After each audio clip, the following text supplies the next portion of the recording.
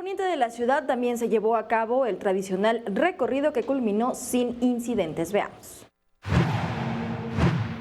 Más de 15,000 personas, entre vecinos y visitantes de otros puntos de la ciudad y del Estado de México, acudieron a la 105 representación de la Pasión de Cristo en la delegación Coajimalpa. Rosa Álvarez, familiar de quien representó a uno de los cientos de romanos, también acompañó el recorrido que se extendió a lo largo de 2 kilómetros. No sientes ya el cansancio de 2-3 días anteriores, sino el llevarte tan rápido como que bloquean tu mente y te hacen correr.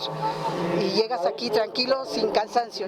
Para doña Rosa, esta es una experiencia única, sobre todo por compartirla con su esposo y darle su apoyo en todo momento. Sí, también, porque fue el correr, los aventones, el párate, el córrele. Yo es el primer año que vengo al recorrido hasta aquí arriba y realmente pues ha sido muy emocionante. Sí, agua, una naranja, el ánimo, tú puedes, estamos contigo. No estás solo, esto es algo importante, es algo maravilloso, una experiencia inolvidable.